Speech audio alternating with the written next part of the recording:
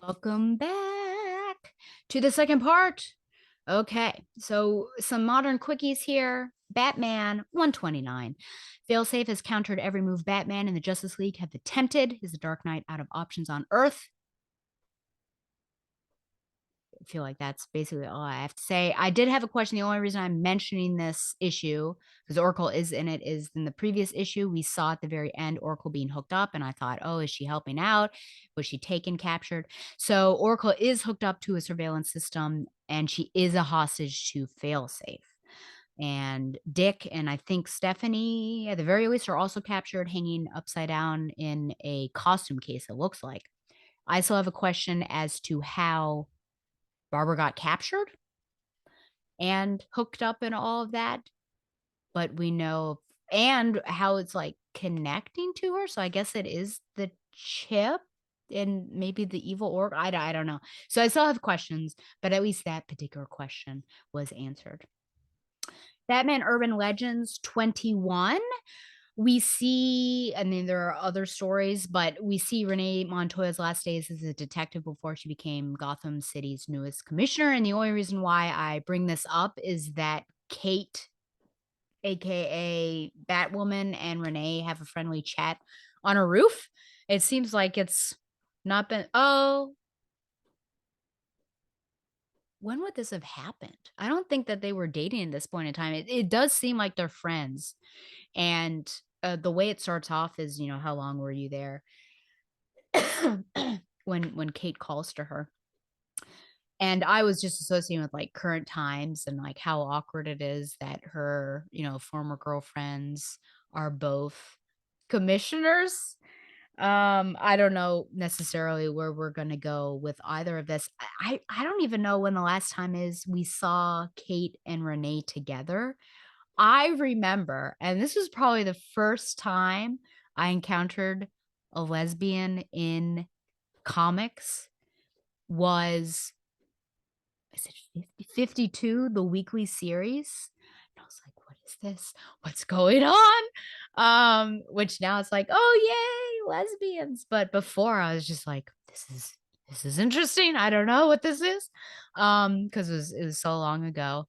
And I remember when we started over with the new 52 that Montoya was like missing or something. She was like on the wall, and Kate, it was understood that Kate had a relationship with her in the Batwoman title, but we didn't really know. So I don't know what that history is now, if Rebirth goes back to 52, the weekly series, and where's it going forward.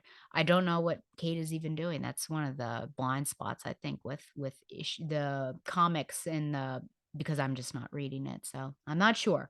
But both of her girlfriends are in a position of power, so that's exciting.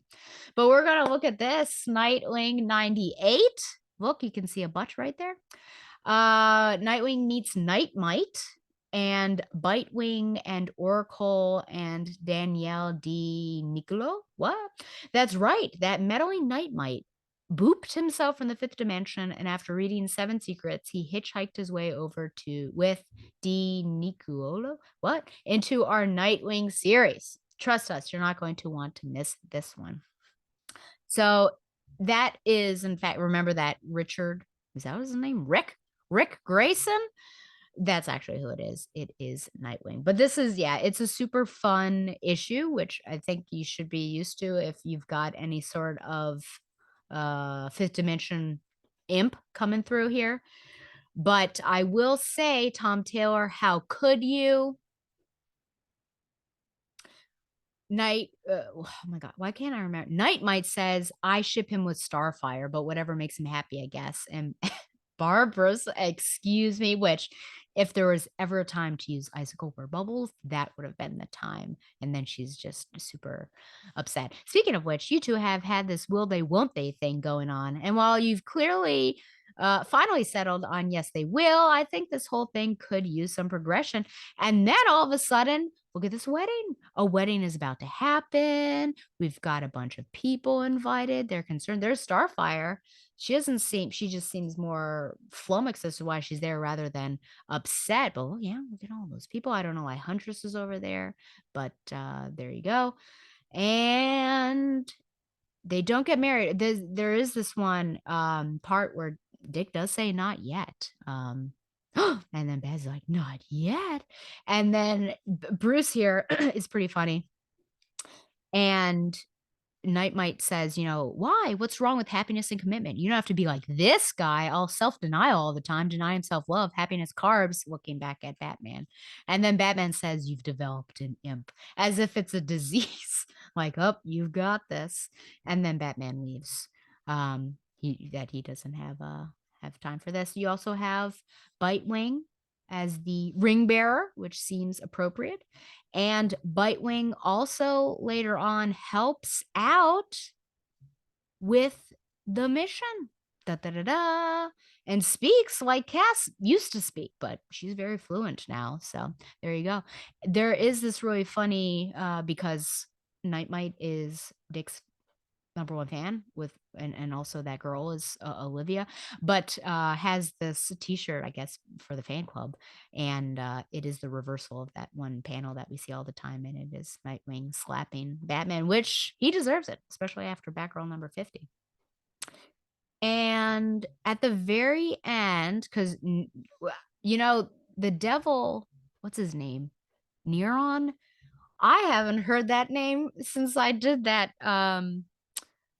Fear Unleashed. What was that called? That with Shag that I had on and people doing their wishes and all of that. So yeah, Nero, that's crazy that I've just not heard that for so long. The final thing I want to say about this is just about and also Raven pops up and is like, what's going on here? You have an imp? And Nightwing's like, don't start.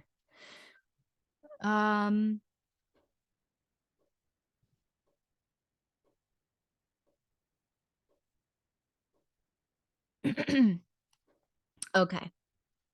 I like this that Nightwing says about fandom, basically, fans and their idols. Nightwing wants to know what Nightmite's real name is. And Nightwing says, in response to the question of why do you need to know? I shouldn't be, sorry, because I shouldn't be your whole identity. If you have impossible expectations of me, then at some point I'm not going to meet them.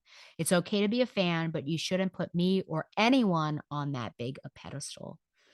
So I love that. I think that's a lesson that we can all learn. It's certainly, where that Christian idea of have no idols comes from. But I have learned, painfully, what happens when someone that you admire and you have put up on a pedestal, whether you knew that you did or not, disappoints you, and it's heartbreaking. And so I really try to disassociate myself, like, from, I will have a love of something or someone, but I really do need to separate myself or else it gets really bad. And Barbara Gordon slash Batgirl, really Barbara Gordon is a prime example that I think probably for years she had been on a pedestal and was just like, and then then the stories and the writing got really bad, and that was really hard for me. And so being able to kind of step away, I think is pretty healthy. But we also see just with celebrities and things, they're humans as well. One of my friends like to say they put their pants on one leg at a time, just like the rest of us. So yeah, they're no different, and they're going to make mistakes. And I think if you're so connected and then all of a sudden they do something or say something, then it's super sad. I remember I think this is something that always will get to me for some reason, but if there are people that I really like and I find out that they're mean to their fans or mean in person, and the persona that they've crafted is, if it's nice, it's actually not true. That's the most disappointing for me. In particular, when I go to see Broadway shows, and I haven't been able to do this for a couple years, of course, because of COVID, but I love stage dooring it and just, being able to say like great job and things like that. And some people are great, but there have been like some really cold personalities that that's where empathy comes in because maybe something happened during the show or they're not having a good day, and so we need to try to be understanding there. But some people are just not kind, and that's like really disappointing. You're like just deflated, like I wish I had it known almost.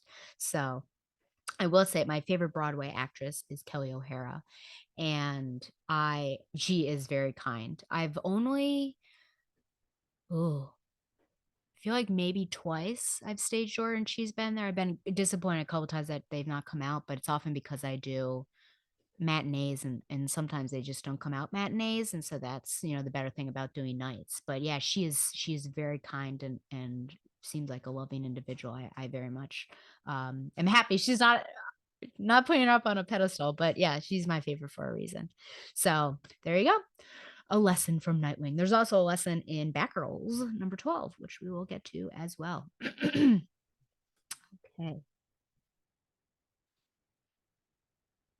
And sorry about for listeners anyways, because or not listeners, but viewers, about my coughing and clearing the throat.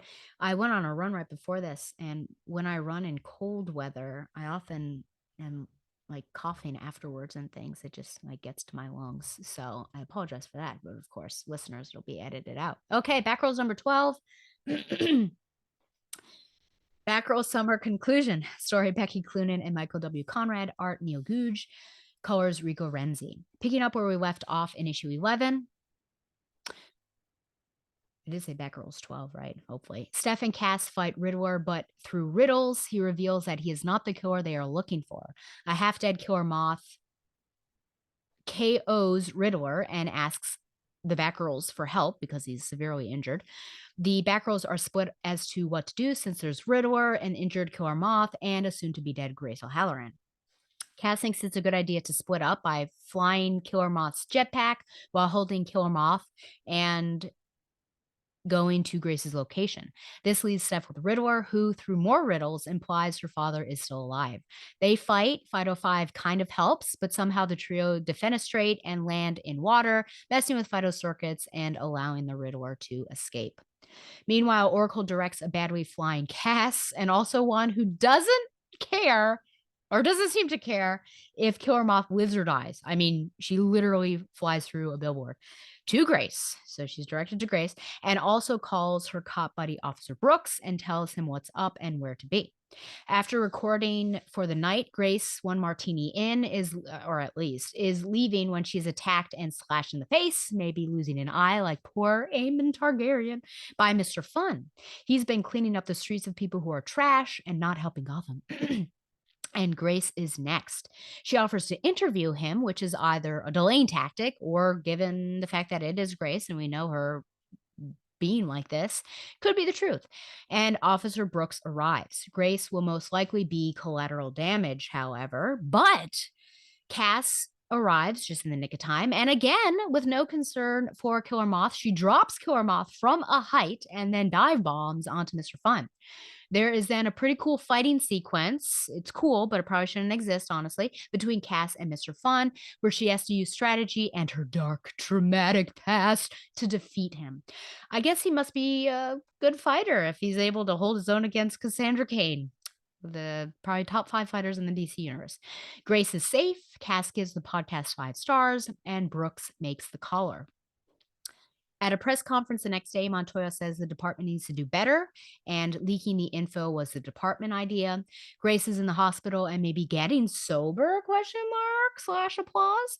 Babs is having a bad leg day, but fixes up Fido while talking with Alicia, which she seems to be popping up over again. Again, I think it's probably because of the movie, so maybe next month or the month after we won't see Alicia anymore because the movie's kaput.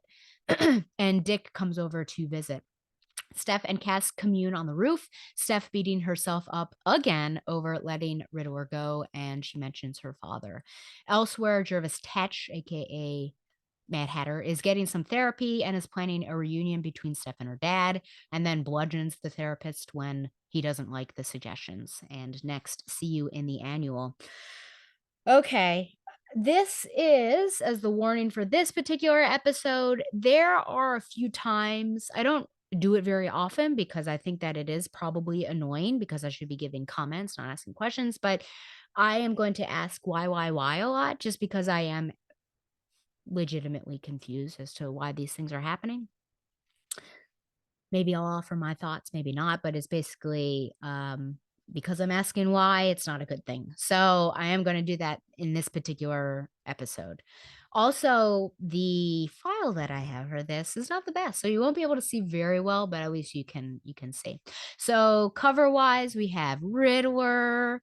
His stick is, I wonder what that stick is called. I'm thinking of the caduceus, I believe it is pronounced, that Mercury has, but I don't know that we could necessarily call that.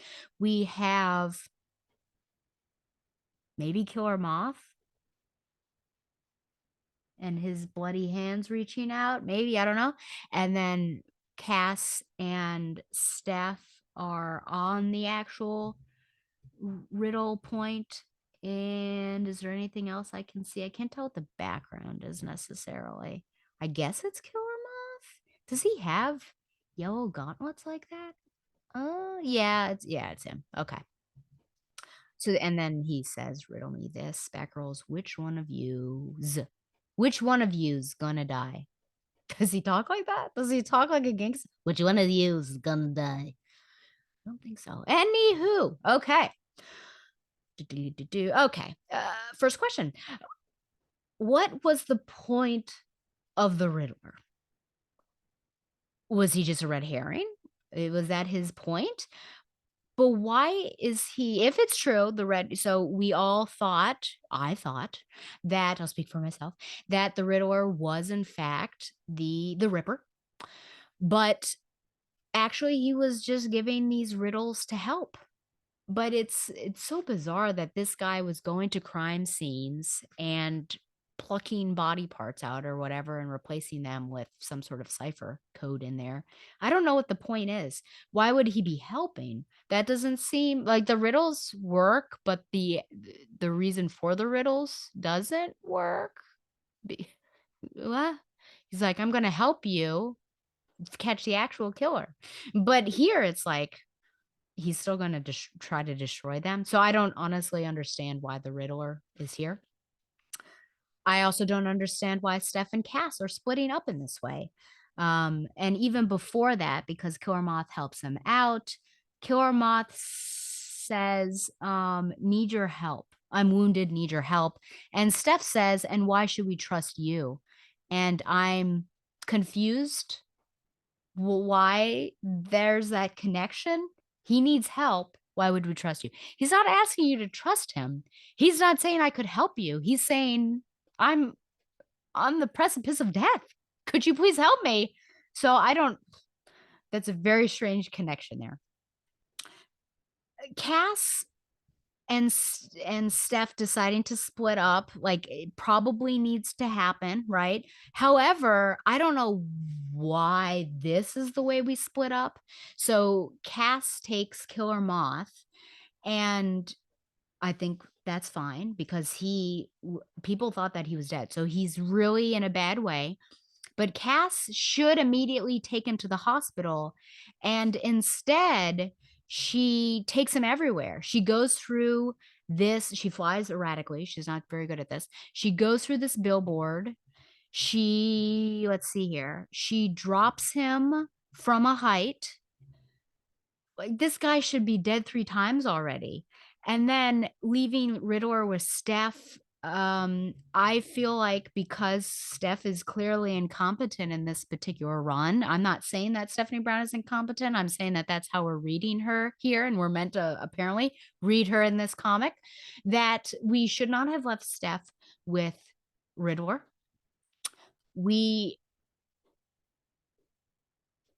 I guess we needed to do it because of, so the purpose of this is because of the father revelation. And honestly, the father revelation number one, really makes it seem like this is a Stephanie Brown book.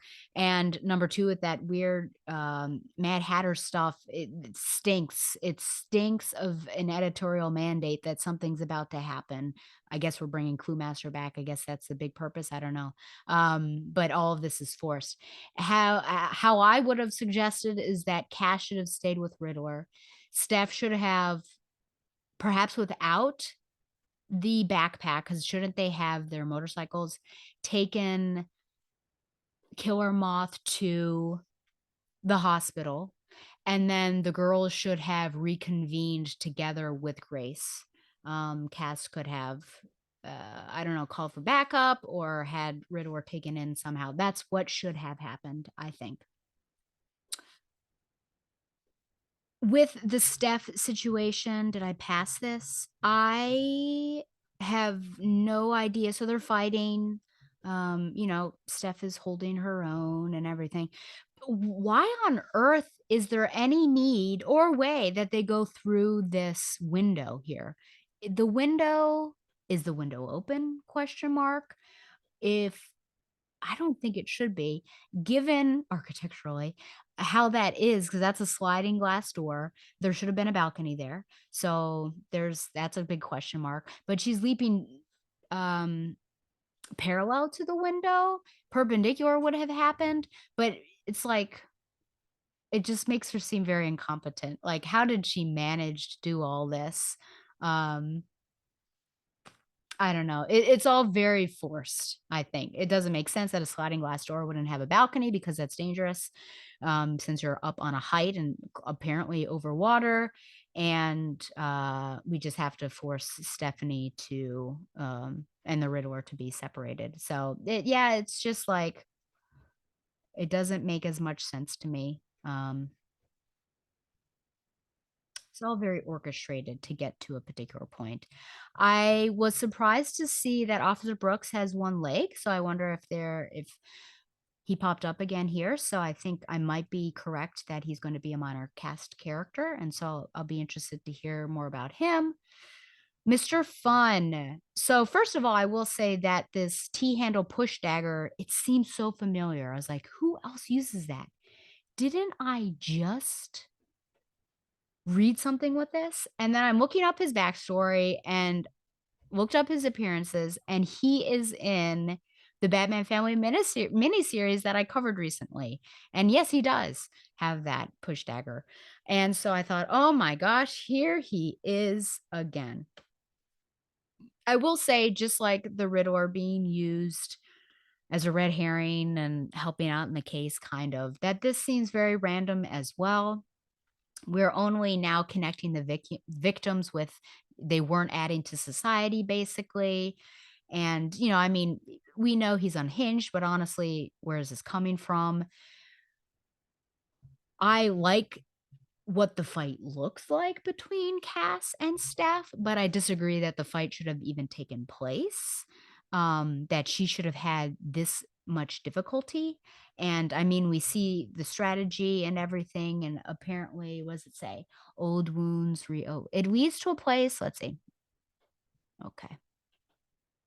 Her current adversary is different. He has no, so little emotion. And this is the purple box, of course, explaining. It's like fighting an alien. It's unnerving and unlocks a door inside of her. It leads to a place she rarely goes, a time defined by pain. Old wounds reopen as the stitches come out, and she relives the bitter lessons of her upbringing. Only when it's over does she close the door. So the fight takes so much. I should say so much out of her. The fight is so difficult that she has to go back and think about her upbringing and the tips and tricks that David Kane has given her.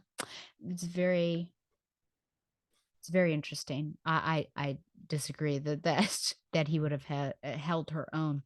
I think I recall him being a skilled fighter, but I don't know about this. And I was going to look up Batman Family to see my notes on it, to see, because I remember each of those issues focuses on a particular member of the Bat family, and then there's a fight, but I can't remember which person fights against Mr. Fun. So I do apologize about that. I did like Cass's parting comment to Grace that I gave your podcast 5 stars, and I hope that in the future that Grace doesn't drink as much. I guess it takes a psycho to help you change your ways. Hashtag Batman and Batgirl number 50. But yeah, so I'm looking forward to that. I don't know that she'll have an eye. I feel like she's lost her eye there, but I'm interested to see where that goes. The ending, Steph is down on herself again, and Cass is offering comfort and affirmation, and Barbara's not there. So, this is a trope at this point that Steph messes up. Steph doesn't think she's worthy to be on the team. Cass is there to give her positive affirmation, but Barbara doesn't because she's either not privy to the conversation or whatnot. I don't know what's happening there. The mentor should be there. It does build this or build upon and augment this relationship between the two girls. But, you know, if someone is a mentor and Alicia even saying they've learned a lot from you, I don't know why she is not a part of this particular conversation. And the purple boxes, I don't think I would say they're not annoying at all in this issue. And, you know, they give insight into what Cass is doing while fighting Mr. Fun. But they also have this insightful moment on the roof. It says the Batgirls aren't perfect, they're flawed, wounded, just like you and me. But friendship doesn't need perfection, it demands our vulnerability, dares us to expose our weaknesses. You can show each other our sorry, yeah, it didn't make sense grammatically. We can show each other our scars, and even though they don't disappear completely, friendship makes them hurt less. Together, we can start to heal. I love that. I think that is great. That's insightful. It's intelligent. However, why do we need it from a disembodied voice and not from one of the girls? Like, that would have been, we know that Cass speaks well in this book and intelligently and says things we would never expect her to say. Why not come from one of the girls? I feel like that would have been more powerful and making it more personalized about friendship and things like that, and especially given what Steph is going through. So yeah, that's a nice ending. I would have liked it to end this way. The ending just seems really weird, and like I said, it just seems like something's being forced upon us that we'll find out soon. So that's it for me on Batgirls number 12. I'm going to give it a lower grade just because, again, why? It just was very confusing. It seems like it's all choreographed for a particular thing that we need Crewmaster to be mentioned. We need Riddler to get away because the back rows aren't going to be the ones to pick him up. We need the Ripper to be caught. And then the in between. But just like the Ripper, I don't know. All of these is just like I feel like we weren't led to believe any of the things that happen. So that it makes it very weak in my opinion, or I should just say weak. We don't need that very modifier. So I'm going to give it 6.5 out of 10 cup nudes. Okay, my anime watch list. I recently watched, as I mentioned in the beginning, Romantic Killer. 2022 just came out, 12 episodes, and it is on Netflix. You can find it there. Anzu Hoshino needs only 3 things in her life: video games, chocolate, and her beloved cat.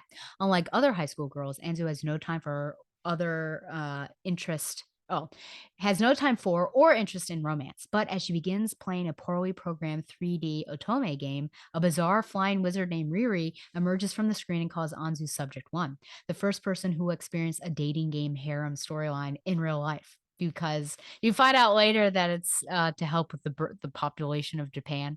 It's in fine print, which she doesn't read, but it comes back to that.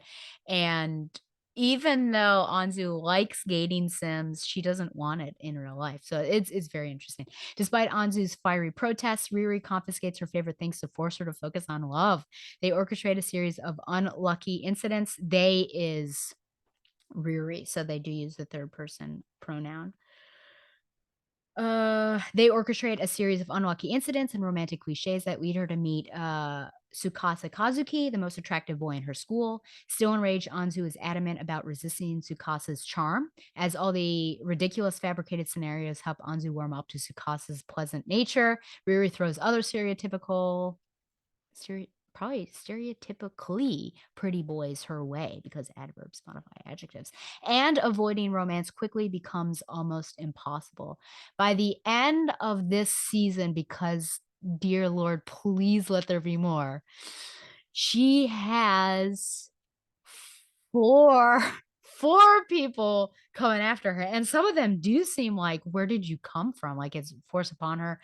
Um, and these people almost seem like brainwashed, and so there's this idea of consent that comes along with it, and then you realize, oh, there's something else going on. But this is the best anime, which I haven't watched many this year, but definitely hands down best one I've seen this year. I It's probably top 5 favorite anime that I have seen. And sometimes with anime it takes maybe 1 to 3 episodes to get into it and give something a fair shake, but by, like, the first episode, by the end of it, probably midway, I was loving this thing, and she tries to, because, some of the guys are, well, all of them are cute, but some I find more attractive than others, and if something, like, cute happens, she will turn into, like, this man face and, like, "No," instead of like a pretty girl. She just tries to fight against everything and fight against this wizard. It is amazing. I love Anzu. And it also gets into some deep things. Well, I don't want to spoil too much because I really think that you should give this a fair shake, but objectification is a really big thing, and that's something that Tsukasa deals with and makes him anxious, and something that I thought about, really in real life, especially I feel like it's something that Henry Cavill deals with, and just people objectifying him, you know, women screaming for men to take off their shirts if they're like at Comic Con or something like that and see their muscles, and I think they are uncomfortable, and part of me is like, my gosh, women go through this all the time, so cannot one or two men experience this? But also, thinking that they are human beings and we need to treat them as such rather than a piece of meat. And consent is a big issue in here, and, stalkers is also something big, and just that people have things going on in their lives. So, it's one of those, it seems, like, very fantastical with what's going on and hilarious. Anzu is amazing. I love her, but then it like shocks you and takes turns of like, oh my gosh, this sort of thing is going on. So, which I love those anime that if it's slice of life, just like in real life, not everything is happy, and there's not much there aren't many stakes to it, but in real life, we there are stakes and there is depth to things. So this really showed that. So highly, highly, highly recommend Romantic Killer. And I really hope that more seasons come out. It did say like to be continued dot dot dot question mark at the very end. So here is hoping. And then my final segment, of course, is literature recommendations. And because I never learned from last time, um man, I think pachinko was the last thing that I talked about. I feel like I was just on the cusp of, no, maybe not. The Woman Who Died a Lot. Well, I read Pachinko by Min Jin Lee, and I know people feel like it. I mean, they just did the TV series, I think, on Apple Plus. I It was okay. I know that many people, like, I know that Professor Coca really liked it. I think it's well written. I recognize that it is good, but I didn't care for it as much, and I think it was one of those kind of going against the popular grain. Um, Mainly because anything sad that could happen to this family did happen to the family. It was interesting to see, all the generations. I feel like this is something that happens to me in that if I read something that's similar to something else or experience something or watch or play, then the second thing suffers, and I feel like I already read this, but in a different culture with 100 Years of Solitude, because isn't that what it's called? 100 Years in Solitude? I think so. With the gosh, is that South American? I think so. And I can't even remember his name. I'm on Goodreads, so I could look it up. And because that goes through generations. 100 years of yeah, Gabriel Garcia Marquez, isn't it? The story of the blend. Yeah, yep. I think, yeah, all of that. So I feel I just, yeah, that kind of generational thing. But it was really interesting to learn more about Korean history, Japanese history, and then the really bad relationship between the Japanese and Korean, which is something that is like, I don't understand. I don't understand why there's so much hate towards the Koreans and that they're unclean. Like, where is that coming from? I then read two plays by August Wilson, The Piano Lesson, which is currently on Broadway, and Fences. And I do want to watch that film because I remember that had just that's pretty recent with Denzel Washington and Viola Davis. And those were good, though not necessarily uplifting. The Sign in Sydney Brewstein's Window by Lorraine Hansberry, which is something that I didn't know existed. Like Lorraine Hansberry, all I think about is Raisin in the Sun. So that was also it had, I guess, like it kind of ended on an up, but that was a lot of there was a lot of down, down, down in that as well. Season of Love by Helena Greer. Sorry, Helena Greer. And I know that because that was Tom's pick, which goes against, I think, character for the next required reading. And Tom has known the author for years. And so she actually comes on the show and we chat about the book and interview her as well. So certainly give that a listen. We had a lot of fun. And then just finished The House in the Cerulean Sea by TJ Klune. And I found that really fun as well as heartwarming and deep. The main character goes through a great character shift. There's shipping and man-to-man shipping, which I don't often read. And yeah, so I think all good recommendations. There you go. Okay. Well, you can send any you can send any questions or comments to backrolltooracle@gmail.com.